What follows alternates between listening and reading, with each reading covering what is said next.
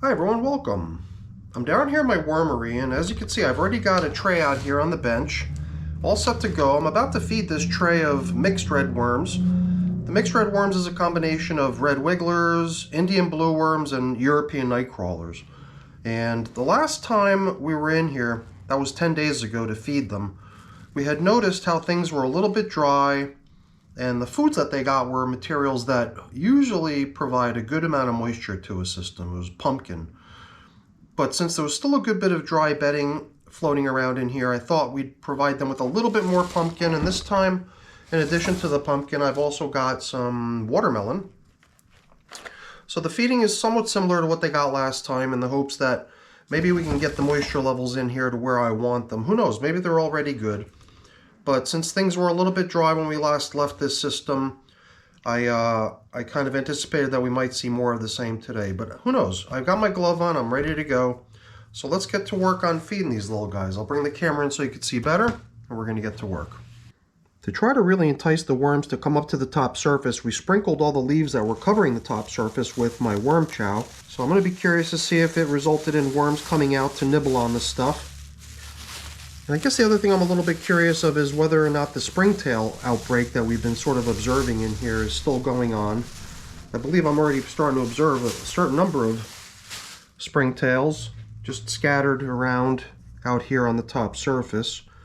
It was usually out here on the side with the old material that we saw the greatest number of springtails. So let's continue exploring here. I got a nice new replacement piece of newspaper that we could use as the top covering in here. Since even last time the top covering that we were using was already beginning to show significant signs of wear, we went ahead and we continued using it. And then besides the top covering newspaper, which is this stuff here, yep, there we go, springtails, even more of them.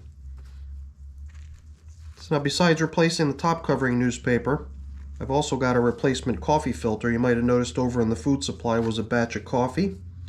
So my idea here was to reuse all of this old paper product stuff that was top coverings and feeding zone indicator, use it as bedding down in the feeding area, and replace it all. I also thought about replacing those 3 separate pieces of plastic covering the top, and I don't know, if things continue working well in here, I suppose we can continue using it. I just wondered if it was maybe allowing for a little bit too much airflow in between the 3 separate sections of plastic, possibly causing things to be a little bit too dry. But you know, perhaps dryness is not going to be too much of an issue anymore. Perhaps because the pumpkin we placed in here might have solved that. So we're going to dive right into where we last fed. Besides the pumpkin, there was coffee added, there was some worm chow added. So besides the worm chow I sprinkled out onto the top surface here, there was worm chow sprinkled down into the coffee that went in with the feeding. But there were leftovers from the previous check-in. And I believe that's part of what I'm starting to bump into already here is some of these chunks of a gluten-free hard roll that had been placed in here two feedings ago. And there was also chunks of apple remaining from the previous feeding. So we went ahead and we sort of combined the leftovers with the freshly added foods down here. So we might see some leftovers. We might see leftovers of not only the pumpkin, I think we're seeing signs of it already, but also possibly some of the apple, possibly some of the roll. I guess here too we already see some signs of recycled feeding zone indicators from days gone by also included as bedding down in the feeding. So here we go, good. Seems like the worms just couldn't resist pumpkin.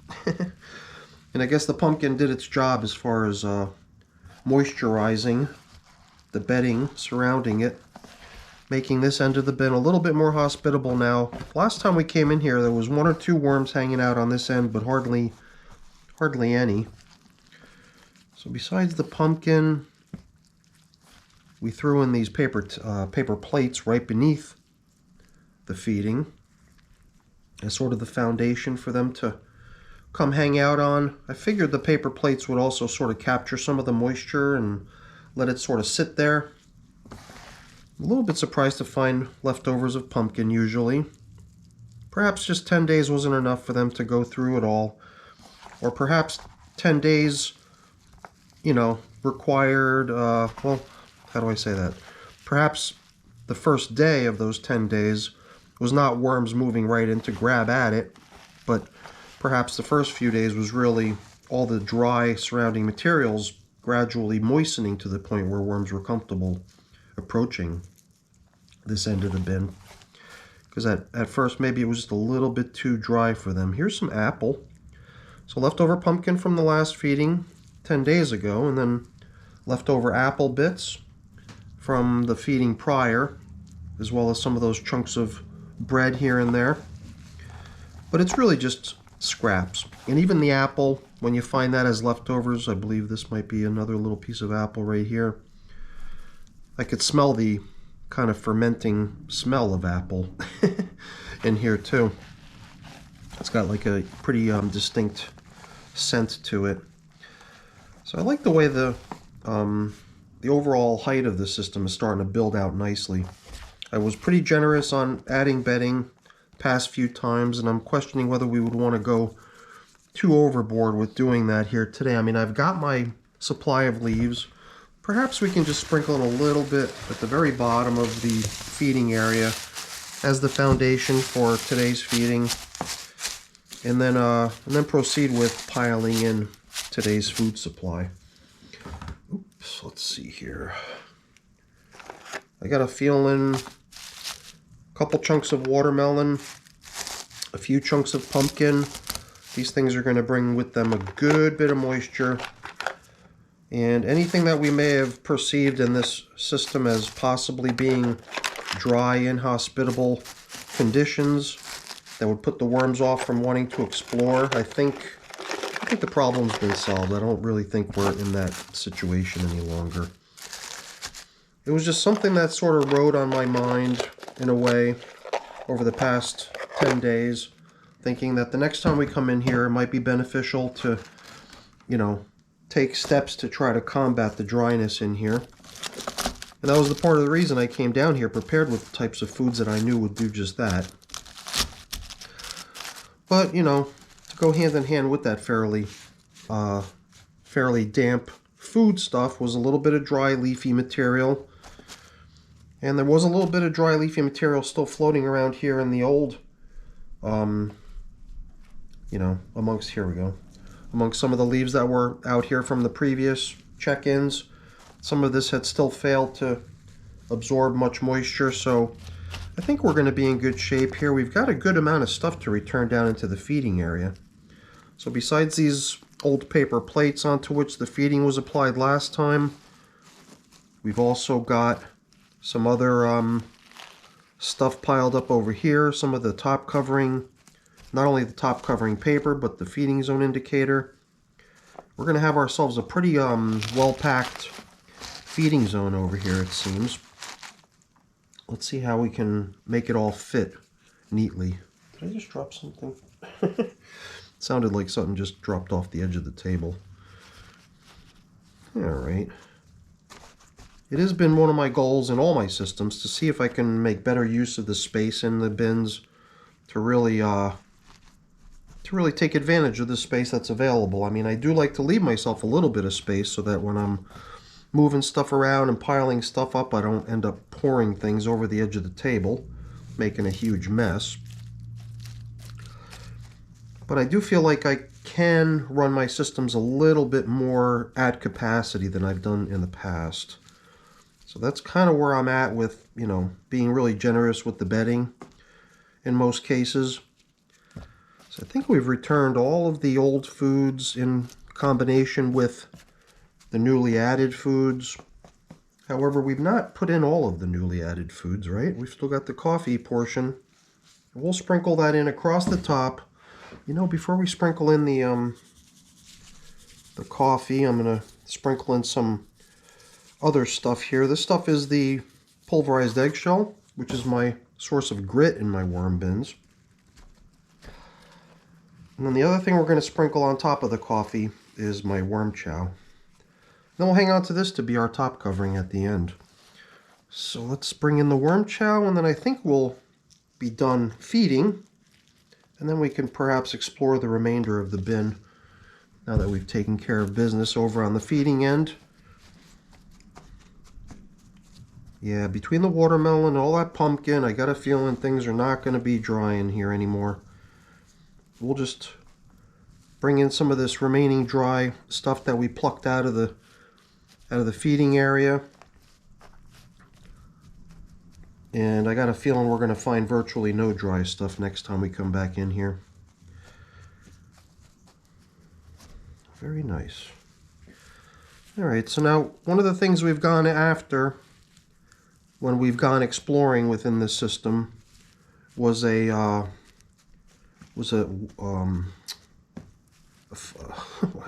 flower, a sunflower, that's what it is. Flower was coming to my mind, but not sunflower for some reason. It was evading me. And we only found bits and pieces of it last time. I'm wondering if 10 days later we'll still sense any of it here.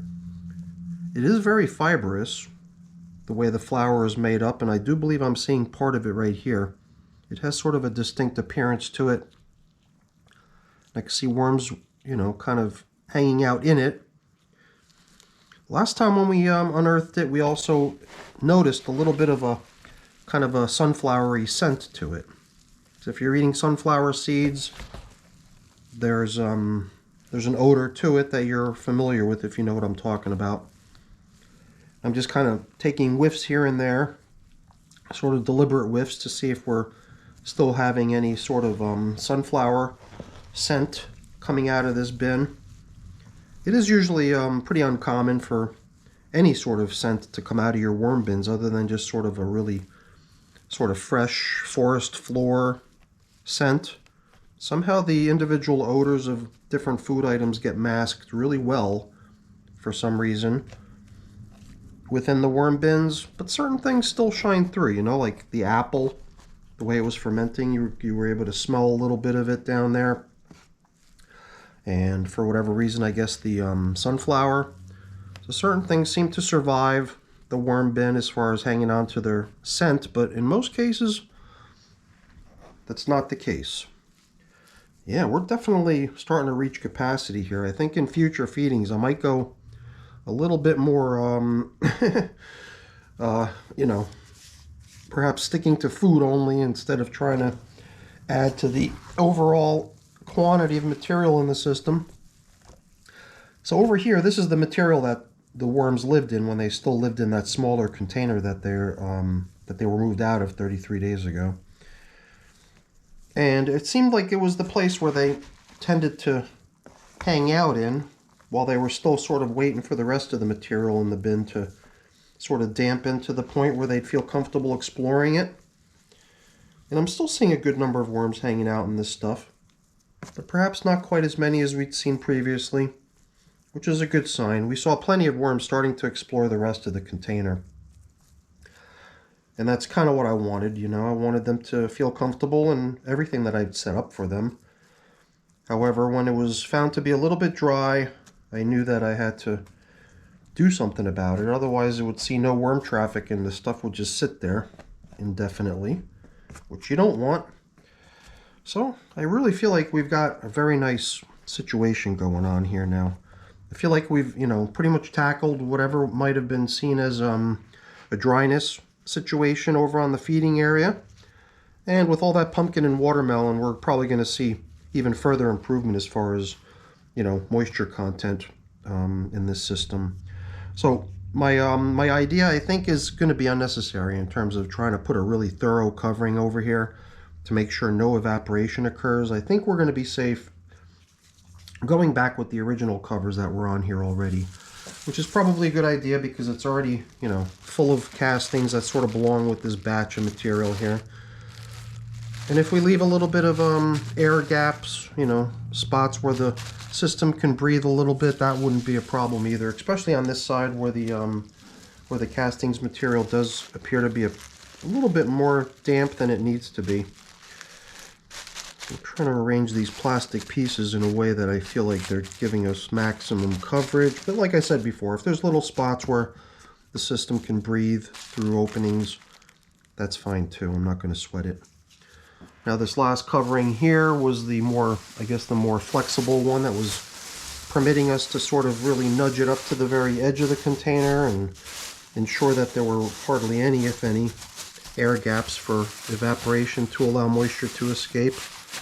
And I think we'll just stick to using it that way. For a system that's this young, I think we've got plenty of time to recover from possibly an over dampness situation occurring. So even though for a while we were kind of, concerned about possible excess dryness going on over there, I think I think we're going to be okay allowing for some moisture to escape. I did think about actually adding a replacement piece of top covering paper, which I had sitting here on the side. But I started to think that maybe we would just hold off on doing that on this go around. I figured with the feeding zone indicator we should be okay, but I kind of like the idea of the moisture within the system being able to come straight at the plastic and drip back down. And then, maybe instead of like a top covering of paper, we're going to see maybe like a nice coating of castings the next time we return into here. Both are kind of fun to see, but I figured we'd try it this way for one round. If we decide to put a top covering piece of paper on here next go around, that'll be fine. So I've got a couple things I got to take care of putting away and cleaning up. I'm not going to waste your time with that because that's boring. But before I go, let me just really quickly say thank you. Thank you so much for watching. Hopefully you enjoyed the video. If you did, as always, please don't forget to leave me a quick thumbs up before you go. It's always very much appreciated. And if you haven't done so already, please also consider subscribing to the channel. That's very much appreciated as well. All right, everyone, have a great day. Thanks so much for watching. Bye now.